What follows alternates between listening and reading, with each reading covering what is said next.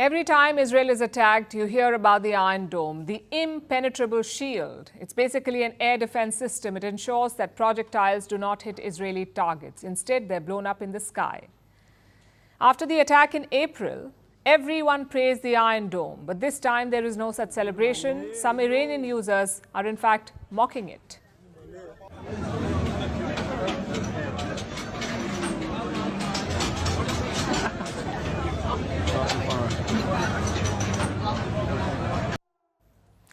The videos make one thing clear. A lot of Iranian missiles broke through the air defenses. They managed to hit Israeli soil. They couldn't damage much, except for the reputation of the Iron Dome.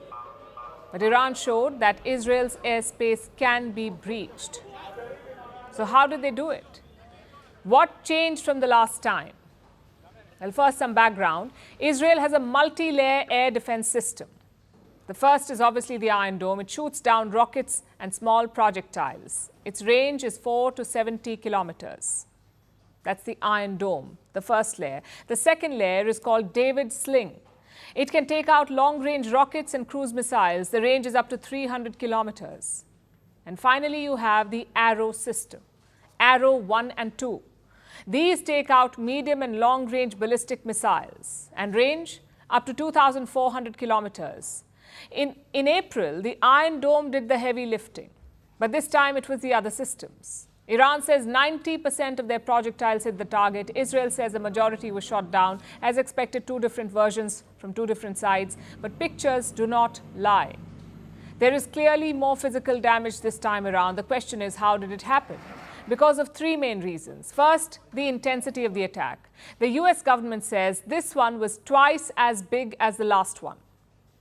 Certainly, this was a significant attack, probably about twice the size in terms of scope of what we saw earlier. But again, we're still assessing the outcomes of this. It's simple logic. If you fire more missiles, you have more chances of hitting the target. That's what happened here. Some of the projectiles will sneak through. Which brings us to reason number two, the type of projectiles. In April, Iran fired mostly rockets and drones. These are not rapid flyers.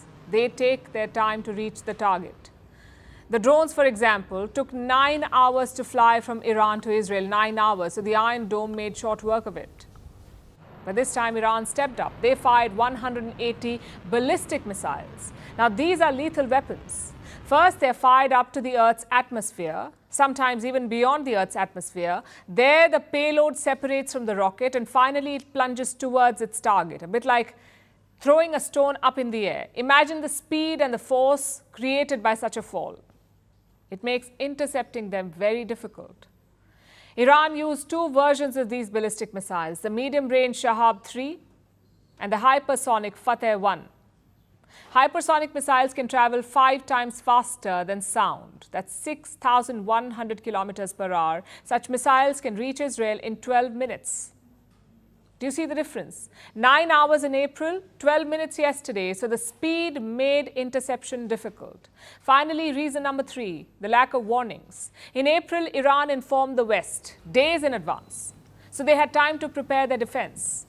And this time, there were no warnings. The US and Israel had no clue until hours before the attack. So Iran had the element of surprise, which is why they had more success than the last time. As a strategy, it makes sense because air defense is expensive business.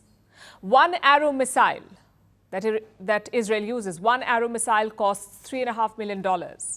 One David Sling costs $1 million. But Iran's missiles are much cheaper, just $100,000 per shot. So the math works out in Iran's favor. It makes sense to exhaust Israel's defenses.